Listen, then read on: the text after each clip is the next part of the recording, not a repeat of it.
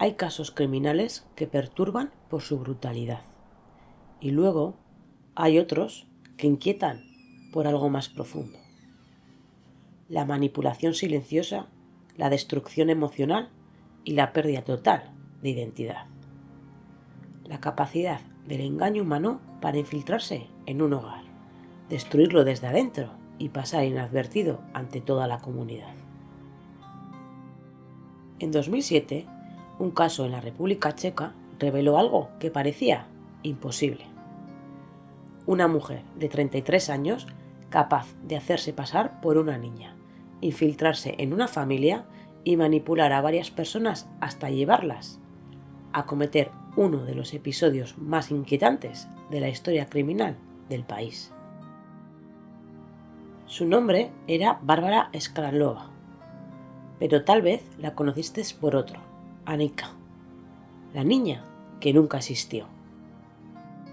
Esta es la historia real y documentada de Bárbara, la mujer que durante años logró fingir ser una niña y que, desde ese disfraz, participó en el abuso sistemático de 2 menores en la ciudad de Kurín.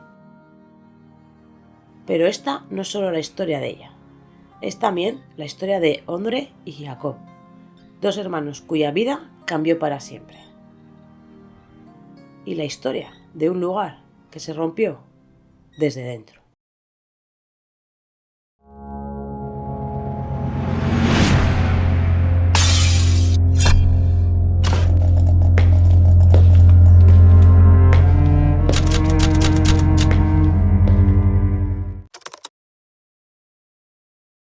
Para comprender lo que ocurre en Kurín, antes debemos entender a la persona que actuó en las sombras.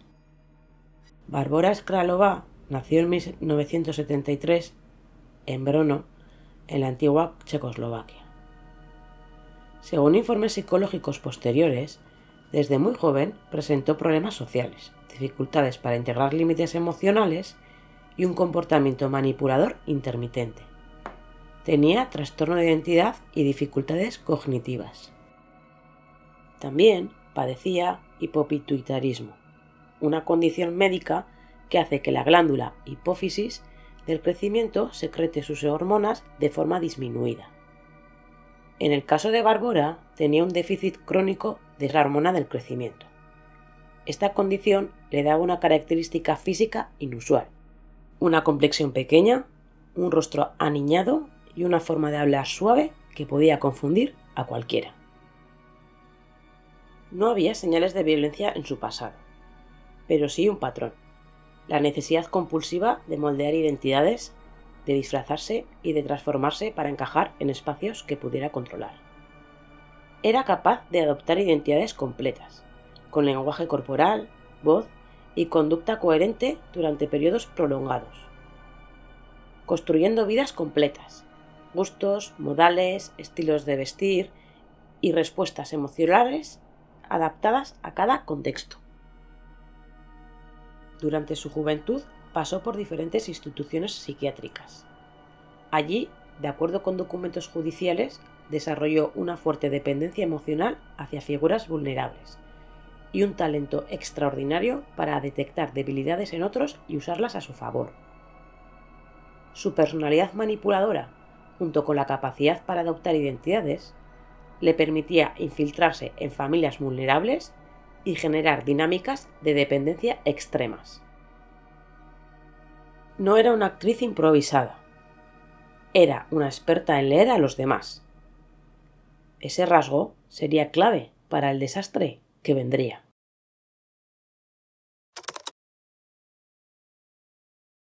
Klara Maureová era una mujer joven con 2 hijos.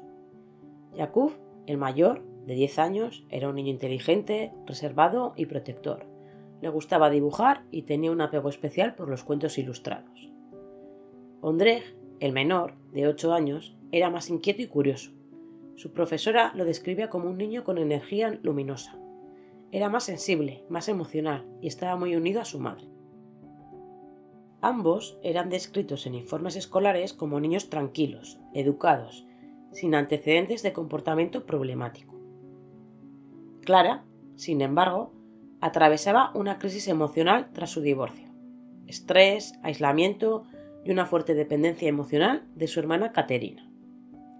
Su hermana, Caterina, también luchaba contra inestabilidades psicológicas y un fuerte deseo de pertenencia a un grupo espiritual. Según expedientes judiciales, ambas tenían tendencia a la sugestión y a interpretar señales externas como mensajes superiores.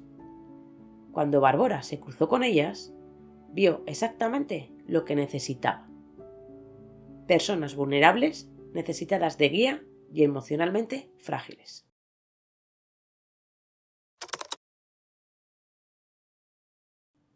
Un día, Clara presentó a alguien nuevo en casa. Una niña de 12 o 13 años llamada Anika. Pequeña, delgada, tímida y retraída. Una niña que decía haber escapado de malos tratos. La historia era desgarradora. Una adolescente maltratada, huérfana, sin recursos y sin un lugar seguro a dónde ir. Clara, con su sensibilidad emocional, la creyó sin cuestionar nada y le abrió la puerta de su casa y de su vida. Anika fue acogida como una más de la familia. Actuaba como una niña retraída, jugaba sola, caminaba encorvada, hablaba con un tono más agudo e infantilizado. Los servicios sociales la visitaron, los vecinos la conocieron, incluso obtuvo atención profesional bajo su identidad falsa. Lo que nadie imaginaba era que esa niña, en realidad, era Bárbara Skorlová, con 33 años de edad, usando ropa infantil, con gestos ensayados y una identidad falsa. Clara había invitado a alguien capaz de manipular cada aspecto de la realidad familiar. El engaño fue tan perfecto que incluso profesionales de la salud y trabajadores sociales asumieron que era una menor traumatizada. Ese fue el primer gran golpe. Bárbara logró infiltrarse legalmente en la estructura que debía protegerla. Y es justamente mientras ella interpretaba ese papel cuando empieza el infierno para los dos niños de la casa. Una vez dentro del hogar, la influencia de Bárbara comenzó a crecer y empezó a moldear su entorno. Documentos judiciales y testimonios oficiales indican que, primero, se ganó la confianza de Clara. Luego se convirtió en su niña adoptiva. Después pasó a un nivel más profundo. Convenció a Clara de que sus propios hijos, Jakub y Ondřej, tenían problemas de conducta, de que eran peligrosos, rebeldes e incluso corruptos. Exageraba pequeños errores de los niños para sembrar desconfianza. Actuaba como testigo de supuestos comportamientos inapropiados de los niños. Generaba conflicto. Fomentaba la culpa en la mente de Clara y Caterina. Y, poco a poco, las hermanas llegaron a creer que sus hijos necesitaban corrección y que la única persona que podía guiarlas era Bárbara. Además, introdujo ideas espirituales extrañas, vinculadas a un supuesto grupo de corte sectario llamado el Árbol de la Vida, donde ella afirmaba tener un rol especial. Los investigadores concluyeron que era un entorno cerrado, sin supervisión, basado en obediencia absoluta y purificación moral. Aseguró que había mensajes superiores que exigían disciplina extrema. Este tipo de manipulación tiene un patrón muy estudiado. Empieza con pequeñas dudas sembradas suavemente hasta que se convierte en una nueva realidad emocional. Las pruebas revelaron que Bárbara utilizó tácticas clásicas de manipulación coercitiva: aislamiento, confusión emocional, dependencia psicológica, introducción de un enemigo ficticio y dinámicas de obediencia espiritual. El abuso psicológico progresivo fue devastador. Clara y Caterina, psicológicamente frágiles, cedieron a sus instrucciones. Bajo estas creencias, los niños empezaron a ser vistos no como hijos, sino como un obstáculo espiritual, como unos seres corruptos que necesitaban purificación. Los niños, víctimas de absoluta vulnerabilidad, fueron sometidos a castigos y aislamiento. No voy a detallar nada gráfico por respeto, pero sí diré lo esencial. Los informes oficiales describen maltrato físico, emocional y privación, realizado bajo presión, manipulación y control psicológico. Mientras los niños vivían ese infierno, Bárbara interpretaba simultáneamente dos roles. Fuera de la casa, era la niña frágil, obediente y temerosa, y dentro de la casa era la mente que dirigía los castigos, los encierros y el adoctrinamiento. Controlaba el clima emocional del hogar, decidía los castigos y supervisaba incluso la instalación de cámaras para monitorear a los niños a distancia.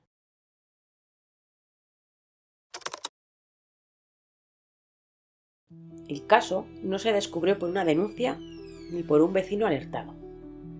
Se destapó por pura casualidad, por una interferencia tecnológica. En mayo del 2007, un vecino instaló un monitor para bebés. Mientras buscaba la señal de su cámara, captó otra. Primero pensó que era una interferencia, una película, pero luego distingue algo con claridad. Las imágenes mostraban a un niño asustado, llorando, temblando y en evidente sufrimiento en una habitación pequeña. No eran imágenes claras, pero era suficiente para alertar a las autoridades. Ese gesto salvaría vidas. La policía llegó al hogar de los Mauerova. Encontraron a Jakov y a Ondrej encerrados dentro de un espacio muy reducido, desnudos, acostados sobre sus propios excrementos, en estado de desnutrición, aislados, extremadamente asustados y traumatizados, en condiciones de privación y con lesiones asociadas a maltrato físico. En una esquina, acurrucada y temblando, vieron a una niña, a Anika, quien actuó como víctima y reforzó su papel infantil ante los agentes. La policía, sin motivo para sospechar de ella, la trata como lo que creía que era, una niña traumatizada. Clara y su hermana Caterina son arrestadas y los 3 menores son llevados a custodia estatal. Fueron trasladados a un centro de crisis infantil para recibir atención médica y psicológica. Para las autoridades era un caso resuelto, hasta que comenzaron a investigar la identidad de Anika.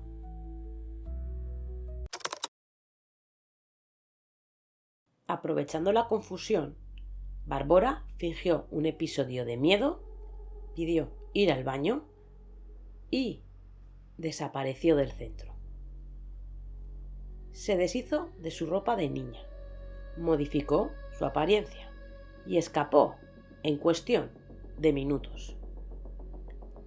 Su huida fue tan rápida y calculada que algunos investigadores la compararon con un cambio de piel. Nadie entendía cómo había logrado huir. Durante la investigación, las instituciones empezaron a notar incoherencias. La niña no tenía documentos válidos. Su comportamiento fluctuaba entre infantil y adulto. Su físico no encajaba del todo con su supuesta edad. Había inconsistencias entre su historia y su comportamiento. Gracias a las pruebas de ADN, la verdad salió a la luz cuando se comprobaron sus datos con los registros. La sorpresa fue absoluta. Anika era Bárbara Skrlová. Investigadores, servicios sociales y médicos Todos habían sido engañados.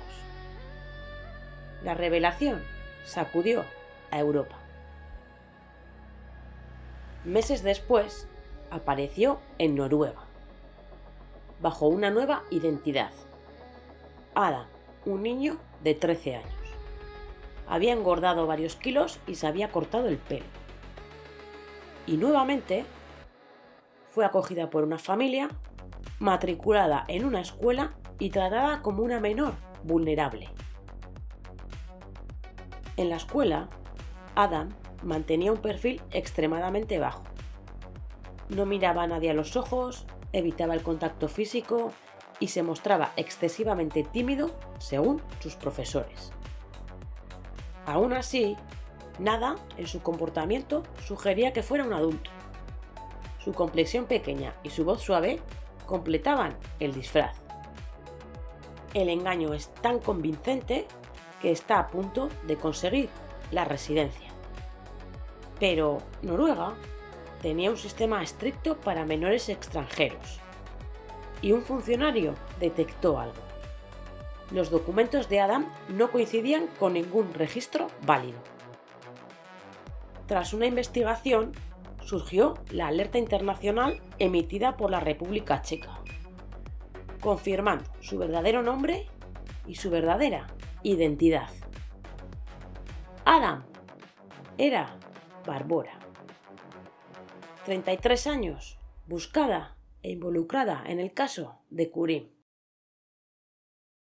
Fue detenida y extraditada en enero de 2008. La imagen de su extradición recorrió todo el continente. Una mujer adulta bajando del avión, abrazando un oso de peluche, intentando mantener la fachada infantil hasta el último instante.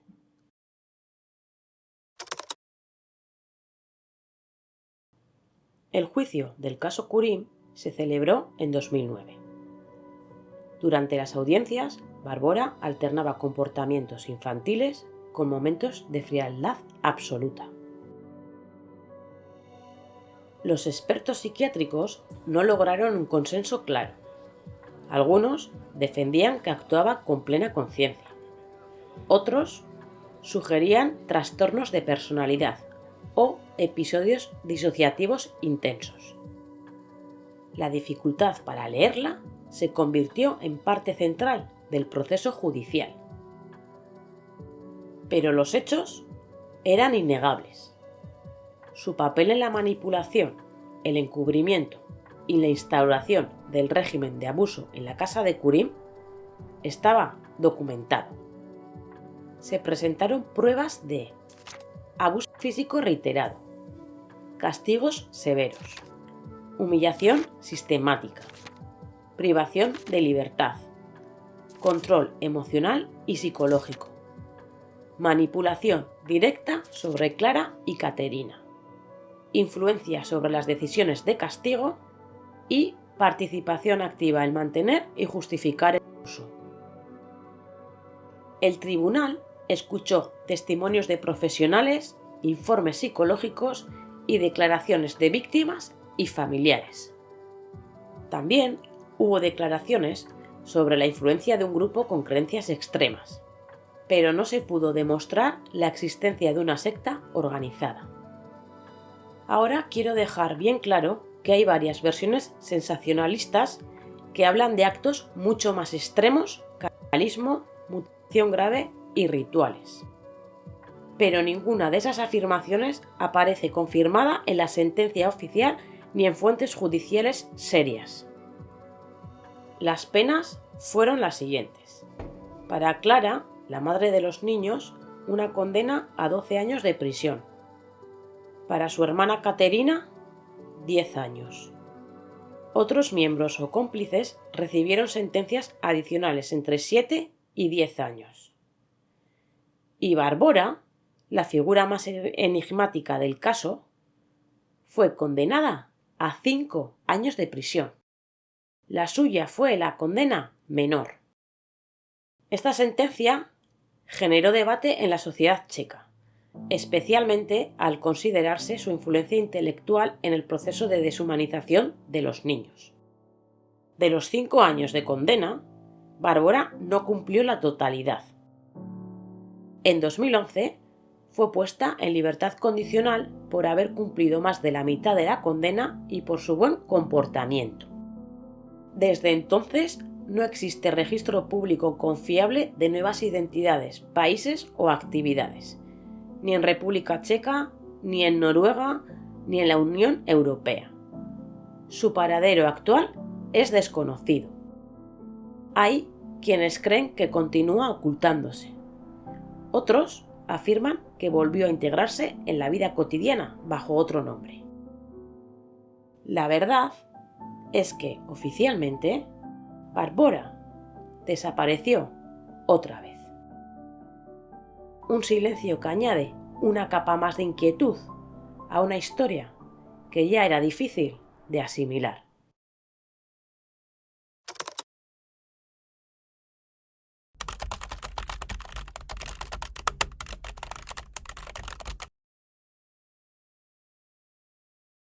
Ondrej, el pequeño, era cariñoso, sensible, tímido, callado y estaba muy apegado a su hermano mayor.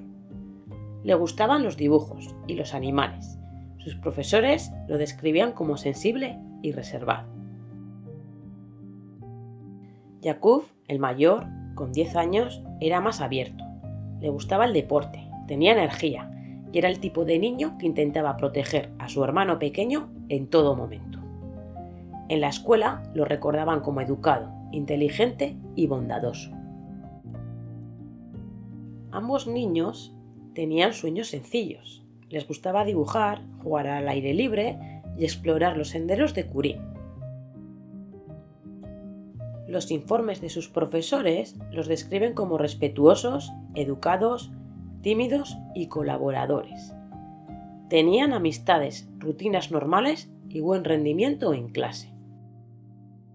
Ambos estaban especialmente unidos, quizás porque desde pequeños dependían mucho el uno del otro para sentirse seguros.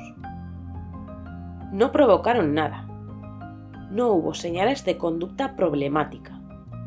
Fueron víctimas de manipulación externa y del deterioro psicológico de los adultos a su alrededor.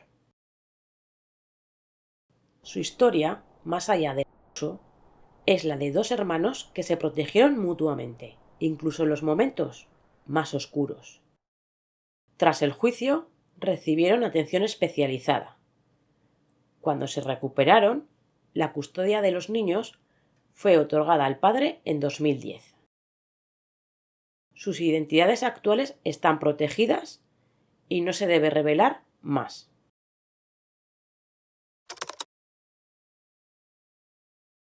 El caso Kurim no es solo una historia de crimen.